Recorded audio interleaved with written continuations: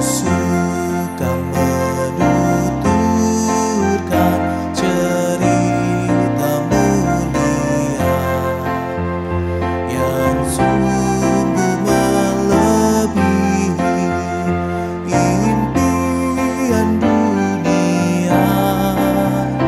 Ku suka menuturkan semua padamu, sebab cerita itu membawa selamatku. Ku suka menuturkan, ku suka memasyurkan cerita Tuhan Yesus dan cinta kasih-Nya. Ku suka menuturkan cerita mulia setiap ku ulangi, bertambah manisnya. Ku suka menuturkan sabdanya yang besar, dan yang belum percaya supaya mendengar. Ku suka menuturkan, ku suka memasyurkan cerita Tuhan Yesus dan cinta kasih-Nya.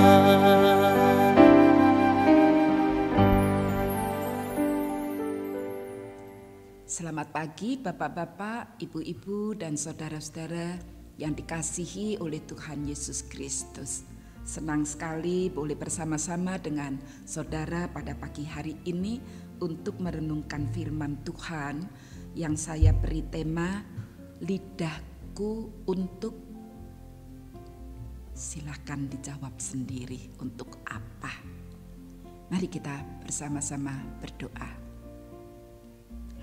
Tuhan, terima kasih oleh karena Tuhan membangunkan kami pagi hari ini dengan tubuh yang sehat, dengan kesegaran dan kekuatan yang baru. Terima kasih ya Tuhan, karena pagi ini kami boleh memuji nama Tuhan. Pagi ini kami boleh punya kesukaan untuk menceritakan tentang kasih Tuhan. Pagi ini kami boleh bersama-sama merenungkan firman Tuhan yang akan semakin memperlengkapi kehidupan kami, supaya kami dapat mengerti apa yang harus kami lakukan dengan segenap anggota tubuh yang Tuhan berikan kepada kami. Tuhan, bersabdalah kepada kami. Kami siap untuk mendengarkannya. Di dalam nama Tuhan Yesus Kristus kami berdoa. Amin. Saudara-saudara, firman Tuhan yang akan kita renungkan bersama dari Yakobus pasal 3 ayat 9 hingga 12. Dengan lidah kita memuji Tuhan dan Bapa kita. Dengan lidah juga kita mengutuk manusia yang diciptakan menurut rupa Allah. Dari mulut yang sama keluar berkat dan kutuk. Hal ini saudara-saudaraku tidak boleh terjadi. Apakah mata air memancarkan air tawar dan air pahit dari lubang yang sama? Saudara-saudaraku, apakah pohon ara dapat menghasilkan buah zaitun dan pohon anggur dapat menghasilkan buah ara? Demikian juga mata air asin tidak dapat mengeluarkan air tawar. Demikianlah sabda Tuhan. Nah saudara, firman Tuhan tadi mengingatkan kepada kita bahwa ternyata Tuhan di dalam menciptakan kita ternyata memperlengkapi kita dengan lidah. Oleh sebab itu kita patut bersyukur untuk lidah yang Tuhan berikan untuk kita. Dan selama ini sepertinya saya belum pernah mendengar ada orang yang tuna lidah ya. Tunarungu ada begitu ya, tapi orang dilahirkan tanpa lidah kok sepertinya saya belum pernah dengar itu.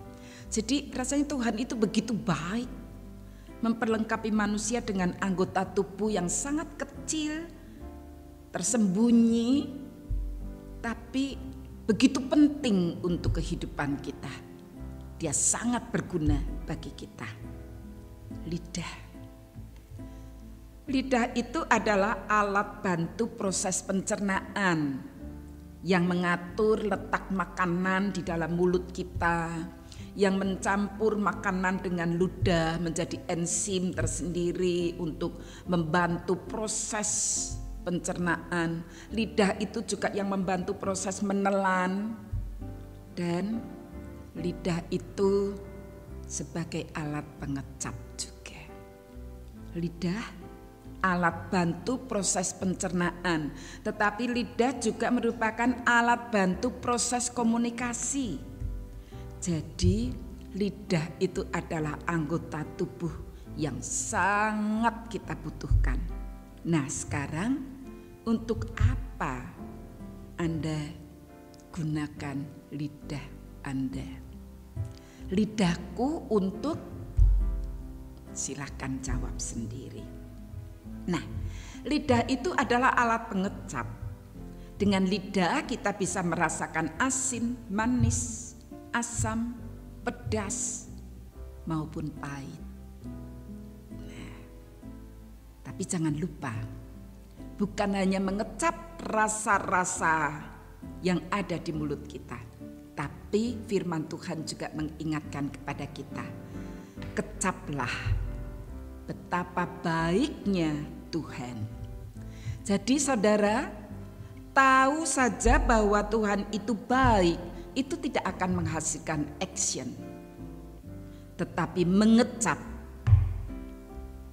merasakan kebaikan-kebaikan Tuhan, itu akan memunculkan action.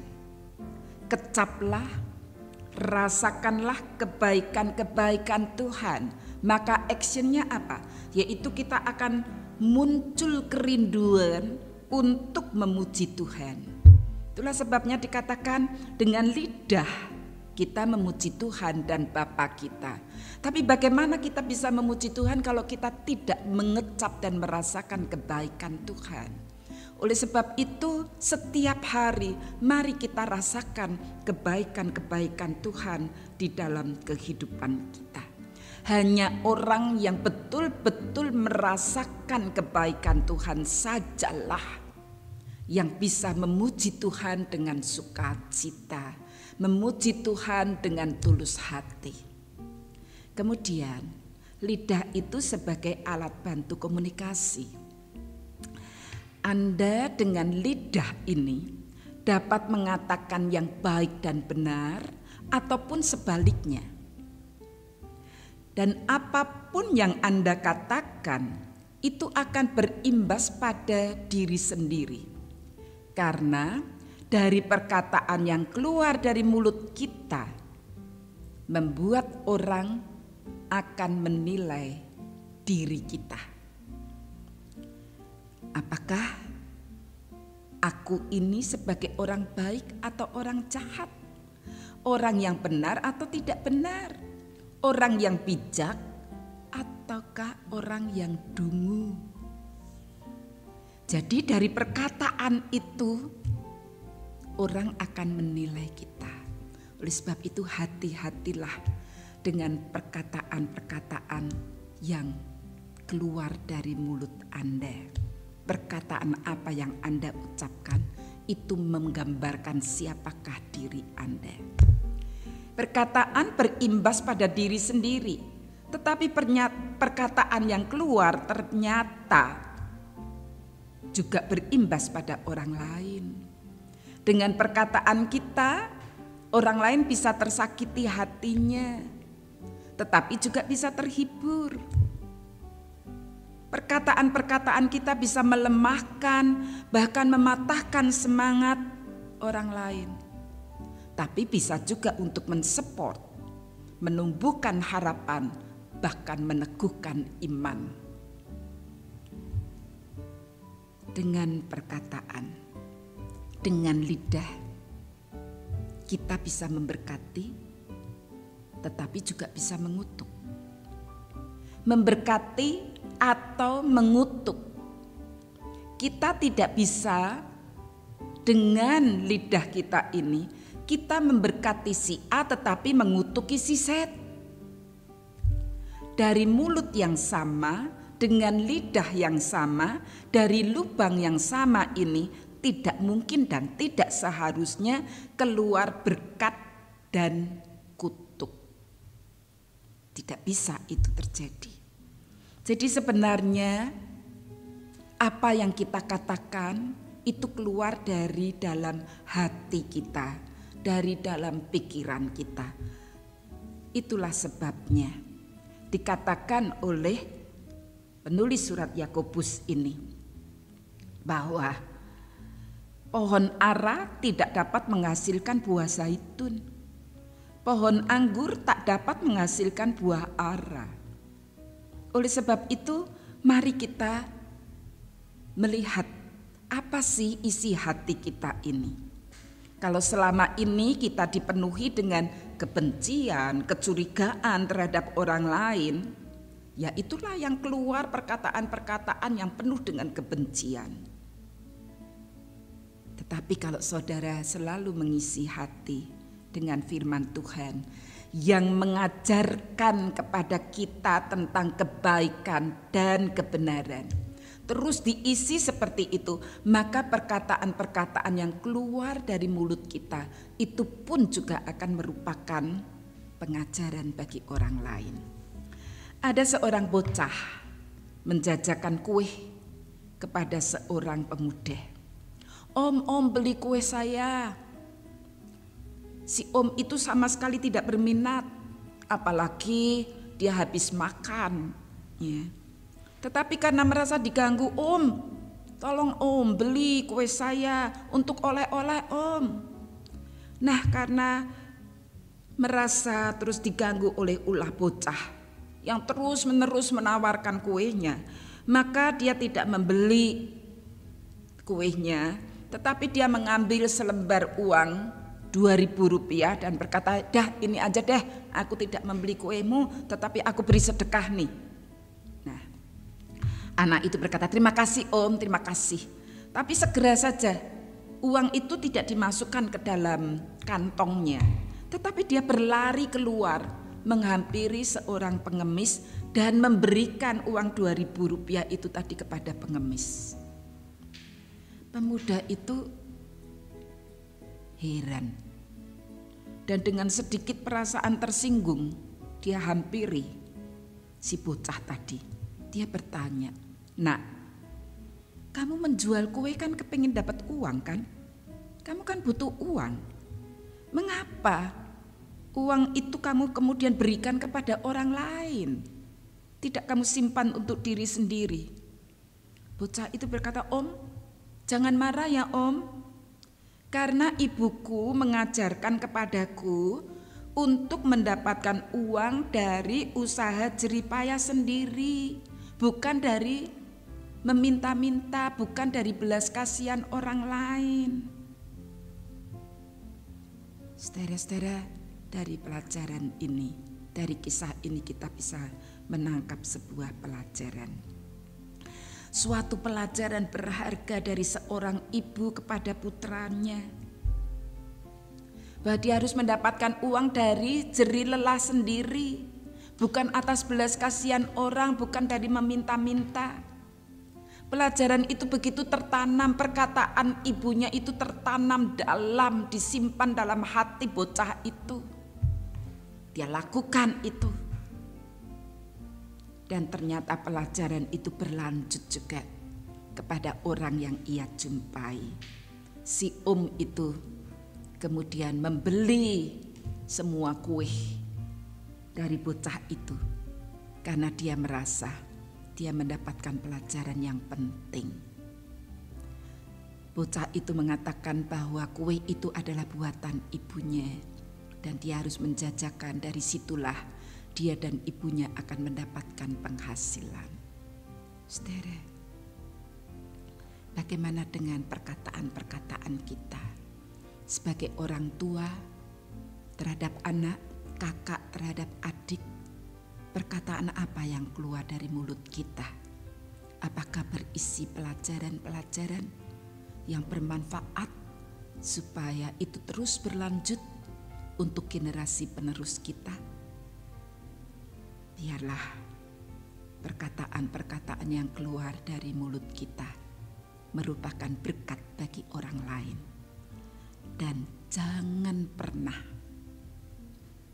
keluar dari mulut kita kutuk untuk orang lain. Karena sebenarnya perkataan yang keluar untuk orang lain itu akan berimbas pada diri kita sendiri.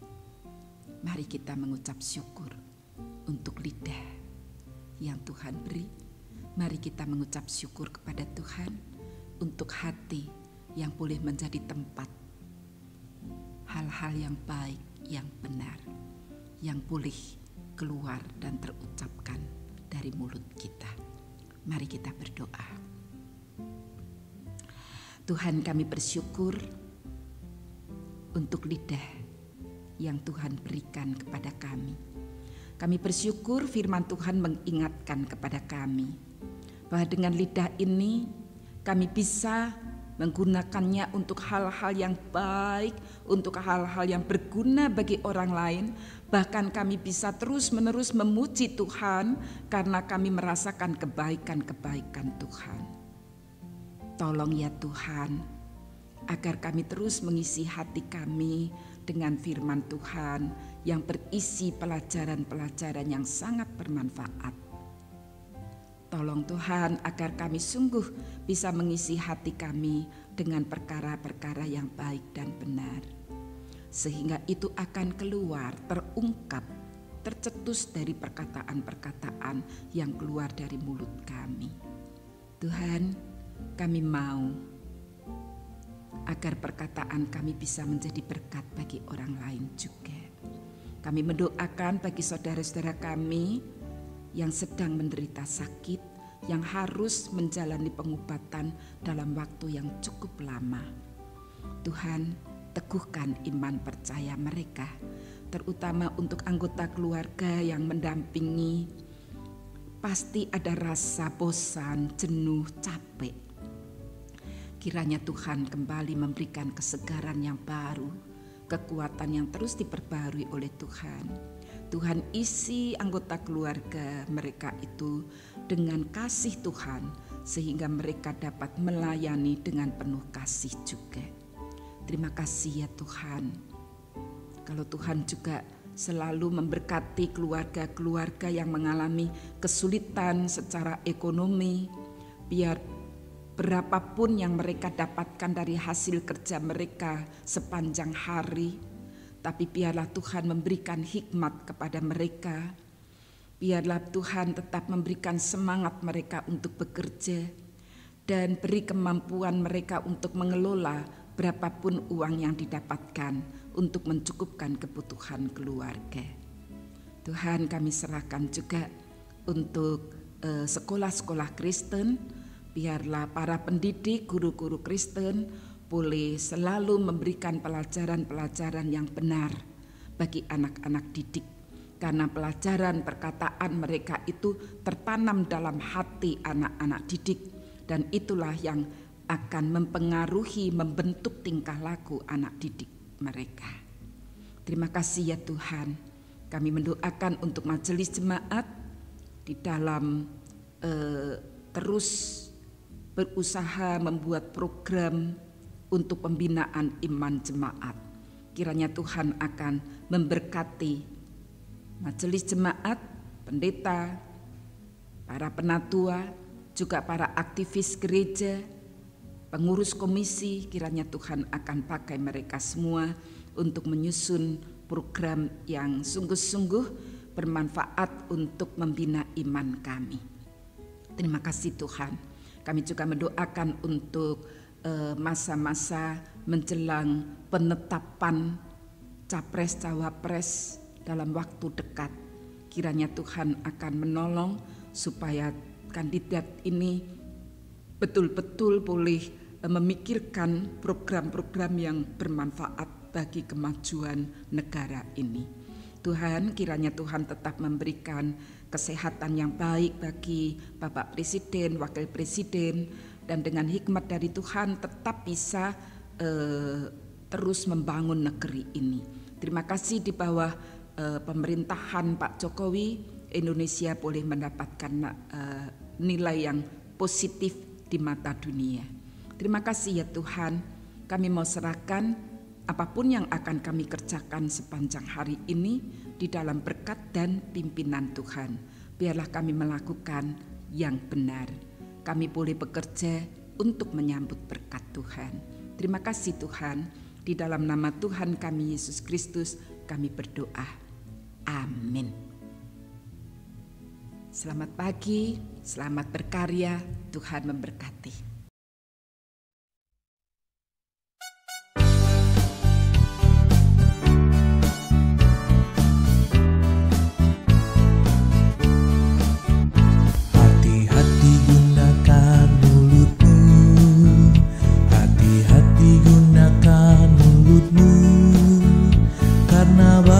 Surga melihat ke bawah, hati-hati gunakan mulutmu. Hati-hati gunakan mulutmu. Hati-hati gunakan mulutmu. Karena Bapa di surga melihat ke bawah, hati-hati gunakan mulutmu. Hati-hati gunakan mulutmu.